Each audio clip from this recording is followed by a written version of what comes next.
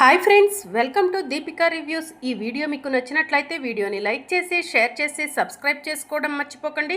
టీవీలో తులసి మాట వినిపించగానే జాను అక్క మాటలా ఉందే అని మనసులో అనుకొని టీవీ చూడబోతూ ఉండగా జయనందన్ జానుని డైవర్ట్ చేస్తూ టీవీని ఆఫ్ చేస్తాడు. ఏంటి సార్, టీవీలో ఏదో వస్తుంటే చూడకుండా ఆఫ్ చేశారు అని చెప్పి జాను టీవీ ఆన్ చేస్తూ ఉంటుంది.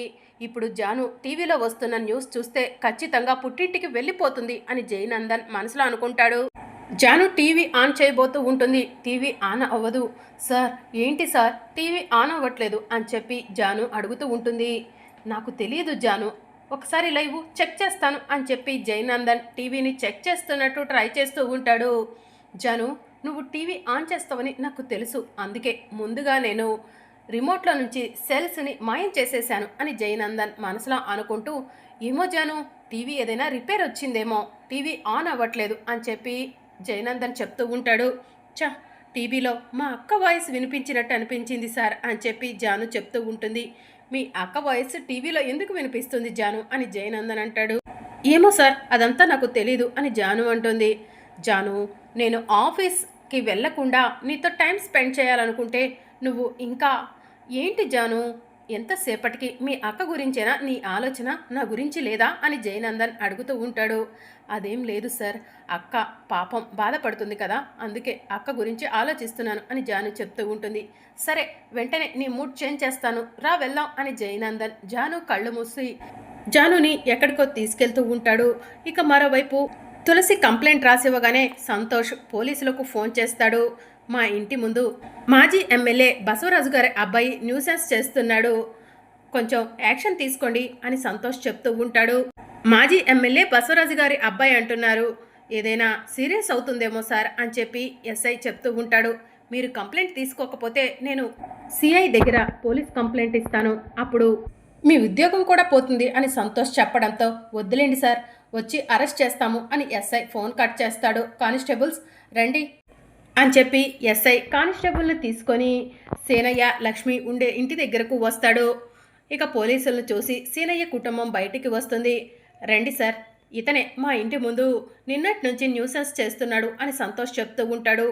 ఏంటయ్యా, వాళ్ళ ఇంటి ముందు న్యూసెన్స్ చేస్తున్నావంట, మర్యాదగా ఇక్కడి నుంచి వెళ్ళిపో అని ఎస్ఐ చెప్తూ ఉంటాడు.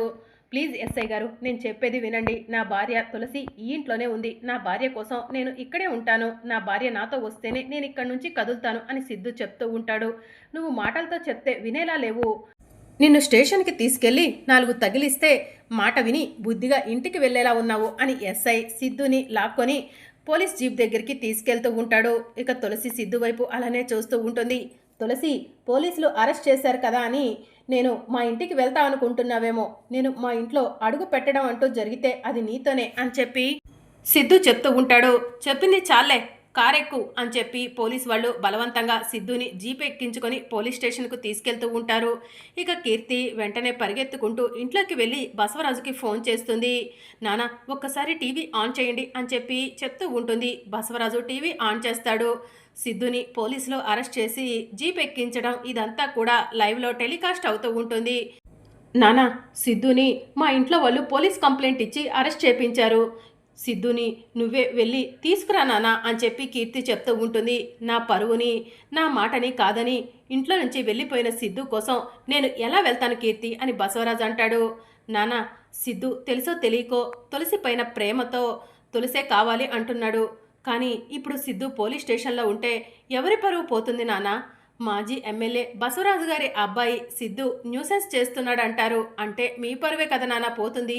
ప్లీజ్ నాన్న, అన్నయ్యను పోలీసులు కొడతారు నాన్న, వెళ్ళి తీసుకురండి నాన్న అని చెప్పి కీర్తి ఏడుస్తూ ఉంటుంది. సిద్ధు చేసిన పనికి ఆల్రెడీ నా పరువు పోయింది కీర్తి, ఇంకా కొత్తగా పోవటం ఏంటి? వాడిని ఆ పోలీస్ వాళ్ళు 4 తంతేనే వాడు దారిలోకి వస్తాడు, తన్ననివ్వు, నేను పోలీస్ స్టేషన్కి వెళ్ళను అని చెప్పి బసవరాజు చెప్తూ ఉంటాడు. ఇక మరోవైపు విశాలాక్షి కూడా, ఏమండి, వాడిని నేను అల్లారి ముద్దుగా పెంచుకున్నానండి, ప్లీజ్ అండి, వాడిని పోలీసులు కొడుతుంటే ఈ తల్లి మనసు తట్టుకోలేవదండి, ప్లీజ్ అండి, వెళ్ళి సిద్ధుని విడిపించి తీసుకురండి అని చెప్పి విశాలాక్షి చెప్తూ ఉంటుంది. నీకు నీ కొడుకే కావాలనుకుంటే నువ్వు కూడా పోలీస్ స్టేషన్కే వెళ్ళి అక్కడే సిద్ధుతో ఉండు విశాలాక్షి, అంతేకాని వాణ్ణి బయటికి తీసుకురావటం జరగదు అని చెప్పి బసవరాజు చెప్తూ ఉంటాడు. ఇక మీడియా వాళ్ళంతా కూడా బసవరాజు ఇంటి దగ్గరకు వస్తారు. బసవరాజు గారు, తులసి గారిని మీరు మీ ఇంటి కోడలిగా ఒప్పుకోవట్లేదని మాకు తెలిసింది, నిజమేనా అని చెప్పి అడుగుతూ ఉంటారు. ఏంటి మీ న్యూసెన్స్, మీ పైన కూడా నేను పోలీస్ కంప్లైంట్ ఇస్తాను అని చెప్పి బసవరాజు అంటాడు. అదేంటి సార్, న్యూస్ గ్యాదర్ చేయటం మా వృత్తి, మేము న్యూస్ గ్యాదర్ చేయడం కోసమే కదా వచ్చింది అని చెప్పి మీడియా వాళ్ళు చెప్తూ ఉంటారు. మేము ఇప్పుడే పీకల్లోతు సమస్యల్లో ఉన్నాం, మమ్మల్ని ఇబ్బంది పెట్టకుండా ఇక్కడి నుంచి వెళ్ళిపోండి అని బసవరాజు చెప్పడంతో బసవరాజు గారు ఎలాంటి ఇన్ఫర్మేషన్ ఇవ్వకపోవడంతో మేము ఇప్పుడు మీకు ఎలాంటి ఇన్ఫర్మేషన్ ఇవ్వలేకపోతున్నాను, ప్రస్తుతానికైతే సిద్ధు గారిని తులసి వాళ్ళు కంప్లైంట్ ఇవ్వటం వల్ల అరెస్ట్ చేశారన్నది మాత్రమే తెలుసు అని చెప్పి మీడియా వాళ్ళు న్యూస్లో చూపిస్తూ ఉంటారు. ఇక అప్పుడే కనిష్క ఆ న్యూస్ని చూస్తుంది. వెంటనే మునిస్వామి దగ్గరికి వెళ్ళి నానా నానా టీవీలో ఏం న్యూస్ వస్తుందో చూద్దు రండి నానా అని చెప్పి పిలుస్తూ ఉంటుంది. ఏమైంది కనిష్క, ఏం న్యూస్ వస్తుంది అని చెప్పి మునిస్వామి అడుగుతూ ఉంటాడు. రండి నాన్న మీరే చూద్దురు అని కనిష్క టీవీ దగ్గరకు వెళ్ళి టీవీలో వస్తున్న న్యూస్ని చూపిస్తూ ఉంటుంది. అందులో సిద్ధుని పోలీసులు అరెస్ట్ చేయడం కనిపిస్తూ ఉంటుంది.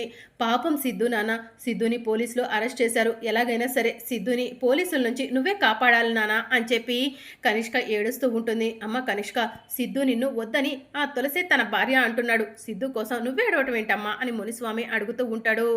ఈరోజు సిద్ధు నన్ను వద్దనుకున్నా ఖచ్చితంగా ఏదో ఒక రోజు నేనే కావాలని వస్తాడు నాన్న, ప్లీజ్ నాన్న సిద్ధుని ఎలాగైనా విడిపించండి అని చెప్పి కనిష్క అడుగుతూ ఉంటుంది. వాళ్ళ నాన్న బసవరాజు ఉన్నాడు కదమ్మా, ఆయన చూసుకుంటాడులే, మనకెందుకు ఆ విషయం అని చెప్పి మునుస్వామి అంటూ ఉంటాడు. అయితే ఇప్పుడే బసవరాజు మావయ్యకు ఫోన్ చేస్తాను అని కనిష్క బసవరాజుకు ఫోన్ చేస్తుంది.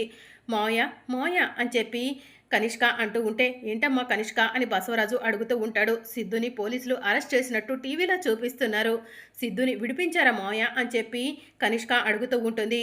ఎప్పుడైతే వాడు నిన్ను పెళ్లి చేసుకోనని నా పరువు తీశాడో అప్పుడే వాడు నా కొడుకు కాదమ్మా, వాడిని నేను బయటికి తీసుకురాను అని బసవరాజు చెప్తూ ఉంటాడు. ఇక్కడ నాన్న పట్టించుకోక అక్కడ మీరు పట్టించుకోకపోతే పోలీస్ స్టేషన్లో సిద్ధు పరిస్థితి ఏంటి మావయ్య అని చెప్పి కనిష్క ఏడుస్తూ ఫోన్ కట్ చేస్తుంది. బసవరాజు మావయ్య పట్టించుకోని అంటున్నారు, కనీసం మీరైనా సిద్ధుని విడిపించండి నాన్న అని కనిష్క ఏడుస్తూ ఉంటుంది. సరే అమ్మా కనిష్క, ఇప్పుడే ఎస్ఐతో మాట్లాడతాను అని మునుస్వామి ఫోన్ తీసుకొని పక్కకు వెళ్తాడు. నేను మునుస్వామిని మాట్లాడుతున్నాను అని మునుస్వామి ఎస్ఐకి చెప్తూ ఉంటే నమస్కారం సార్ అని ఎస్ఐ చెప్తూ ఉంటాడు. చాలు చాలు, ఇప్పుడు సిద్ధు అనే అతన్ని అరెస్ట్ చేసి తీసుకొచ్చారు కదా, అతనితో ఒక్క ఆట ఆడుకోండి, అతన్ను కొట్టే దెబ్బలు నా ఇంటి వరకు వినిపించాలి అని చెప్పి మునుస్వామి చెప్తూ ఉంటాడు.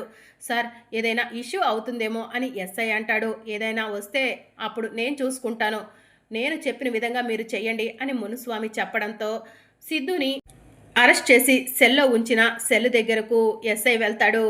ఏంటి తులసి నీ భార్యనా? ఆ రోజు తులసి పట్ల నేను అసభ్యంగా ప్రవర్తించినందుకు నీకు అందుకే కోపం వచ్చిందా అని చెప్పి ఎస్ఐ సిద్ధుని అడుగుతూ ఉంటాడు. అవునరా, తులసి నా భార్య, నా భార్యనే కాదు నువ్వు ఎవరి ఆడవాళ్ళ పట్లైనా అలా ప్రవర్తిస్తే నేను అలాగనే ప్రవర్తిస్తాను అని చెప్పి సిద్ధు చెప్తూ ఉంటాడు. ఎందుకురా నీకు అంత పొగరు అని చెప్పి ఎస్ఐ కోపంగా సెల్లోకి వెళ్తాడు. ఇక సిద్ధుని కొడుతూ ఉంటారు. ఏంటి సార్ నా పైన చెయ్యి చేసుకుంటున్నారు, నేను ఎవరో తెలుసు కదా అని చెప్పి సిద్ధు అంటాడు. నువ్వెవరో తెలుసు, నీ పైన కంప్లైంట్ ఇచ్చిన వాళ్ళు ఎవరో కూడా తెలుసు అని చెప్పి ఎస్ఐ సిద్ధుని కొడుతూ ఉంటాడు. లేకపోతే ఆ రోజు ముసుగు వేసి మరి నన్ను కొట్టావు కదరా, ఆ రోజు పదవి హోదా అన్నీ నీ చేతుల్లో ఉన్నాయి, కానీ ఈరోజు అదే హోదా నా చేతుల్లోకి వచ్చింది, నిన్ను కాపాడేవాళ్ళు ఎవరూ లేరు, నా చేతుల్లో నువ్వు చచ్చిపోతావు అని చెప్పి ఎస్ఐ సిద్ధుని కొడుతూ ఉంటాడు. ఇక అప్పుడే ఖుషి పాప పోలీస్ స్టేషన్కు వస్తుంది. సిద్ధుని పోలీసులు కొట్టడం చూసి ఫ్రెండు మా ఫ్రెండుని కొట్టొద్దు అని చెప్పి ఖుషి పాప ఏడుస్తూ ఉంటుంది. ఏయ్ ఎవరే పిల్ల నువ్వు అని చెప్పి ఎస్ఐ అడుగుతూ ఉంటాడు. సిద్ధు నా ఫ్రెండు, నేను చెప్పడం వల్లే తులసిని పెళ్లి చేసుకున్నాడు, సిద్ధు మంచివాడు, కొట్టొద్దు ఎస్ఐ గారు అని ఖుషి పాప చెప్తూ ఉంటుంది. మర్యాదగా ఇక్కడి నుంచి నడు, లేకపోతే నిన్ను కూడా సెల్లో వేసి చిన్నపిల్లవని చూడకుండా ఈ సిద్ధును కొట్టినట్టే నిన్ను కొడతాము అని చెప్పి ఎస్ఐ చెప్పి ఖుషి పాపను స్టేషన్లో నుంచి బయటికి లాగేస్తాడు. ఇక ఖుషి పాప పరిగెత్తుకుంటూ ఇంటికి వెళ్తుంది. ఇక ఏడుస్తూ తులసి అమ్మ అని చెప్పి తులసి దగ్గరకు వెళ్తుంది. ఖుషి ఎందుకు ఏడుస్తున్నావు అని చెప్పి తులసి అడుగుతూ ఉంటుంది. అమ్మా సిద్ధుని పోలీసులు రక్తం వచ్చేలా కొడుతున్నారమ్మా అని చెప్పి ఖుషి చెప్తూ ఉంటుంది. నీకెలా తెలుసు ఖుషి అని తులసి అడుగుతూ ఉంటుంది.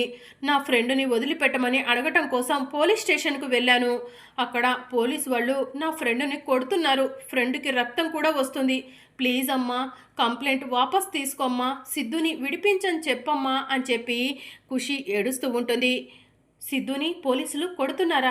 మనం కేవలం సిద్ధుని భయపెట్టమని కంప్లైంట్ మాత్రమే ఇచ్చాము. సిద్ధుని పోలీసులు కొట్టడం ఏంటి అని చెప్పి తులసి వెంటనే పోలీస్ స్టేషన్కు బయలుదేరుతూ ఉంటుంది. అప్పుడే సంతోష్ వచ్చి ఎక్కడికి వెళ్తున్నావు తులసి అని చెప్పి అడుగుతూ ఉంటాడు. పోలీస్ స్టేషన్కి అన్నయ్య అని తులసి చెప్తూ ఉంటుంది.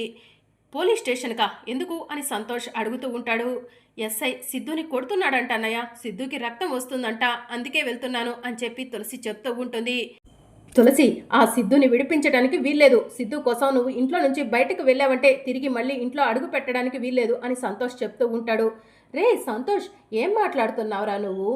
తులసి భర్తను పోలీసులు అరెస్ట్ చేసి కొడుతుంటే తులసి అలా ఇంట్లో ఎలా ఉంటుందిరా అని చెప్పి సేనయ్య అడుగుతూ ఉంటాడు. మనమేమి ఇష్టపడి తులసికి ఆ సిద్ధుకి పెళ్లి చేయలేదు. సిద్ధువే బలవంతంగా తులసి మెడలో తాలి కట్టాడు. ఆ విషయం మర్చిపోతున్నారా నాన్న అని చెప్పి సంతోష్ అంటూ ఉంటాడు. బలవంతంగా కట్టినా ఇష్టపూర్వకంగా కట్టినా తాలి తాలే, భర్త భర్తే. అమ్మ తులసి నువ్వు వెళ్ళు అని సేనయ్య చెప్తూ ఉంటాడు. ఇక తులసి ఖుషి పాప పరిగెడుతూ ఉంటే తులసి ఆగు, నువ్వు వెళ్ళటానికి వీల్లేదు అని సంతోష్ అంటాడు. అన్నయ్య పోలీస్ స్టేషన్లో ఉంది నా భర్త అన్నయ్య, నా భర్తను నేను కాపాడుకోపోతే ఎలా అన్నయ్య అని తులసి పరిగెడుతూ పోలీస్ స్టేషన్కు వెళ్తుంది. సిద్ధు కోసం స్టేషన్ అంతా కూడా చూస్తూ ఉంటుంది. తులసి ఫ్రెండు ఆ సెల్లో ఉన్నాడు అని చెప్పి ఖుషి చెప్తూ ఉంటుంది. తులసి ఖుషి ఇద్దరు కలిసి సిద్ధు దగ్గరికి వెళ్తూ ఉంటే హలో హలో, కంప్లైంట్ ఇచ్చింది మీరే కదా, మళ్ళీ ఎందుకు వచ్చారు అని చెప్పి ఎస్ఐ అడుగుతూ ఉంటాడు. సిద్ధు నా భర్త, నా మెడలో తాలి కట్టాడు. ఆ అమ్మవారి సాక్షిగా మా ఇద్దరికి పెళ్ళైంది. సిద్ధుని రిలీజ్ చేయండి అని తులసి పోలీసులతో చెప్తూ ఉంటుంది. ఇక సిద్ధు షాకింగ్గా తులసి వైపు చూస్తూ ఉంటాడు. మరి అప్కమింగ్ ఎపిసోడ్లో ఏం జరగనుందో తెలుసుకోవాలనుకుంటున్నారా? అయితే ఛానల్ను సబ్స్క్రైబ్ చేసుకోండి.